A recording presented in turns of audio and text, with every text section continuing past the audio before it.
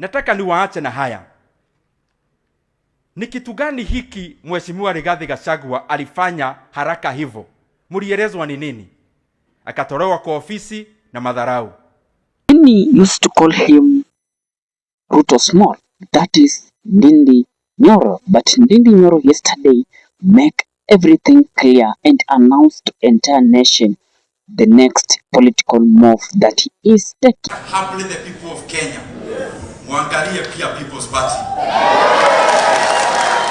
Pia wao wako na viongozi wanaweza shikana mkono na wengine na tukoboe Kenya August of next year. Yesterday, Ndindi Nyoro had a very big announcement. Among those people that attended that big announcement was the governor of Siaya, James Orengo. Sometimes it's easier to talk about what is wrong, but it is more difficult to talk about how to fix it. And I have followed Mheshimiwa Ndindi Nyoro in his political life because most of the time when I listen to his story and what he has to say is about fixing Kenya, unlike many other politicians. And most of his speeches are not made for funerals, are speeches who are made for great events like today. I want to remind you that when ideas are right, then it doesn't matter where the idea is coming from or the age of that person who is bringing those big ideas. In late 19th, I think 18th century, there was a young man called Pitt the Younger. He became a British Prime Minister when he was 23 years old. And most that you see how the British government is run began in the years of Pitt the Younger. And I believe that Honorable Ndindi Nyoro, if he is in the right position, right at the center of this nation's governance, will get a lot of things right. And I look forward to working with you, Leader Mwananchi. We have been working before, but now as leader of a political party and me as a party leader of Leader Mwananchi, our work begins now, and I think we are going to sit together. But he has talked about many of the crucial things that are facing our nation. I agree with you on the question of the power deficit. There's a nation to the northern part of Kenya, Ethiopia. Ethiopia is moving a lot faster in manufacturing and even expanding the economy because the power generation is much higher than Kenya. You imagine in Kenya, if you had an electric train and you took a train from Mombasa, the most likely thing is that by the time you get to Voi, there'll be a power cutout and you'll be out there in the wilderness. So I agree with you with a lot of the things that you say. But I believe that Kenya needs a proper foundation, and that foundation is already been laid in the Kenyan Constitution. If you have a leadership that is prepared to abide by the Kenyan Constitution, particularly Article 19, which says at the center of Kenya's democratic system is a Bill of Rights, I think we can make Kenya a better place. And you would not have a Kenya as put by the party leader of People's Party, that you would have a leader giving the kind of money that I see being given out at State House every other day. Even if you are Elon Musk, you cannot be given that kind of money without being asked where you have gotten that money. I think Kenyans, we are in a position now without fear to ask President Ruto where he's getting all this money. It is your money. It's not his money. It is our money. That is why when we talk about state capture, sometimes we talk about cartels or companies owning a nation. But in Kenya, we have a situation where one man has captured the state and captured the country. Even Mobutu never did that. So we must have a sense of national outrage, because we may not at this rate have a nation called Kenya by the time we get to the year 2028. And solving the problem does not begin with elections. Solving the problem begins with making Kasongo's life very difficult now, not next year. Amaniaje? Tuko pamoja? And when we say one term, it's a single solution, it's a simple bullet. And Ndindi Nyoro was clear. And Ndindi Nyoro make this big political move in that Ndindi Nyoro now ditched the UDA. In fact, he said that they left the government long time ago.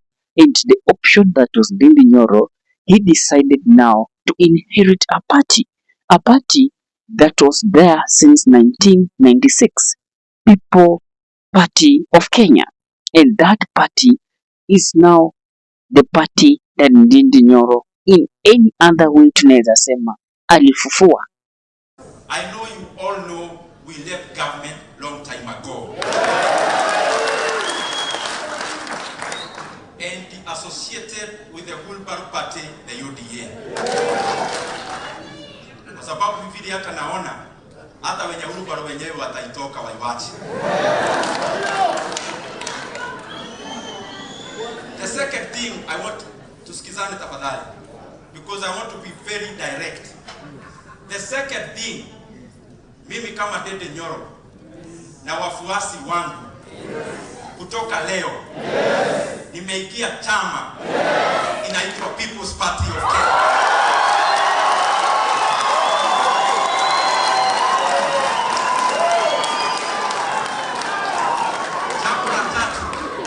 Jambo la tatu tuendelee vizuri. The third thing, I am glad that the membership of the People's Party of Kenya wamenipea nafasi na wakanieleza tukifanya mambo ambayo tunafanya kwenda mbele. Wameniuliza kwa sasa tuongoze hiyo maneno.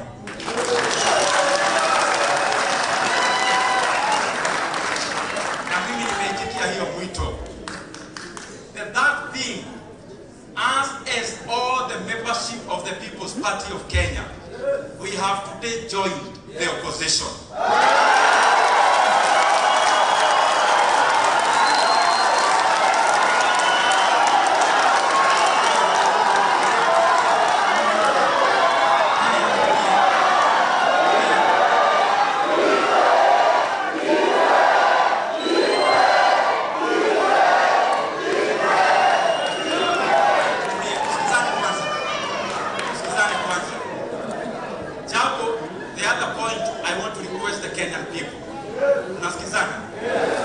Ukiangalia viongozi wale watapeleka Kenya mbele from next year, I also ask humbly the people of Kenya, muangalie pia People's Party.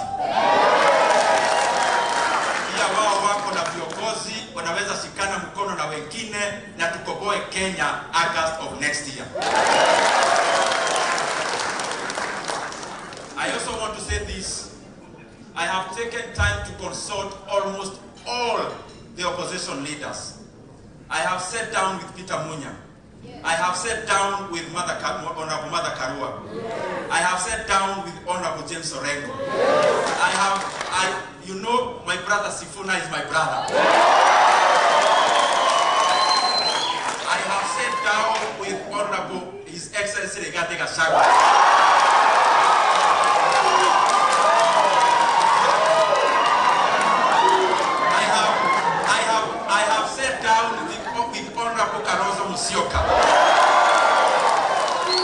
I have consulted even many others I could have forgotten.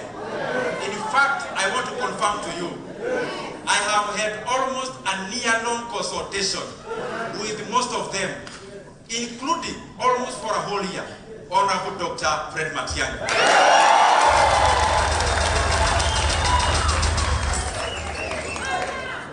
And therefore, I want to say this. In all the people's tours, that is the People's Party tours, all the aspirants of the opposition are invited. Anytime.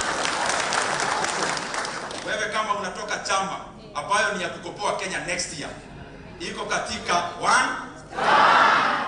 chama yote ambayo inasema hii serikali imedhulumu wa Kenya ya kutosha, na kwa sababu ya hiyo tamu yao ni moja peke yake. Ukisikia People's Party iko kwenu, unakuja, tunakupea nafasi, because we are all brothers and sisters. Guys, in case this is your first time coming across, kindly please, before I explain to you why the government are very worried about the Ndindi Nyoro's move, kindly please take a minute or two, click that subscribe button, then allow the notification buttons to be on. Whenever we shall be producing a video like this one, YouTube will automatically be giving you a notification. Now guys, where I sit, the government were very furious about the move that Ndindi Nyoro has taken. They went further and tried to link the People Party of Kenya that it was founded with Moses Kuria in 2022. But when you look at critically, this is the party that has been there since 1996. And we all understand that the party that Moses Kuria has is Chama cha Kazi Party.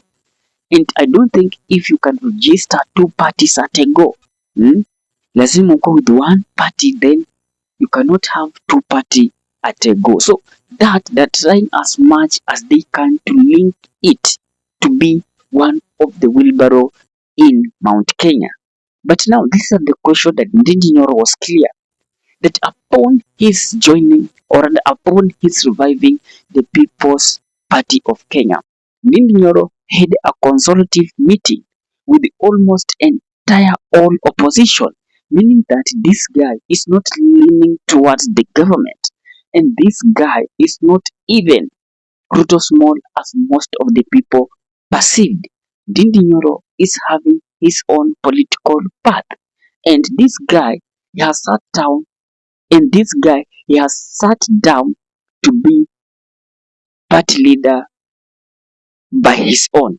Kumaanisha, come 2027, what the government is afraid to, Ndindi Nyoro together with Edwin Sifuna might be the presidential duel, meaning that one will be the presidential candidate and the other will be the running mate. Why am I saying so? Ndindi Nyoro has sat down and realized that okay, the mistake that the former deputy president did in this country, Rigathi Gachagua, is not going to be the victim of that mistake. The mistake of going to be the deputy president without your party. So, akasema, even though the party in Mountain, we have the party of Muturi, we have the NAK party of Peter Munya, and still we have the DCP party, but I must also come up with a party that I will nail to it. That it gives him now to be one of the principal from the Mount Kenya. If they will form these parties and now form a coalition, at least they want a coalition that will be strong, a coalition that not Rigathi Gachagua will be dictating in that mountain. Pia ajue, okay, when I stand, I have a party and I'm a principal. That's what Ndindi Nyoro is up to. And when it comes that they're discussing on matter of deputy president or rather the presidential candidate, Ndindi Nyoro is clear that I can easily also put my stake there. Mwambie, look, I'm also a party leader, and a party leader, I'm a principal in this. So Ndindi Nyoro wants to come on table with a number and also with a name. Hakutaka tu to join the other party, being that he's still young. He also has some of the ambitions and the ambitions if also is to lead this country as a president. So you have to start to create or rather to form your party as early as today. What is your thought on that, guys? Even though the government bloggers has tried to link this party with the Moses to, or rather Ruto's wheelbarrow in the mountain, but from where I sit, I may say that that is not the case. Drop your thought in comment section. I'll be doing my best to read it and giving you a response. This is Mkuu Updates.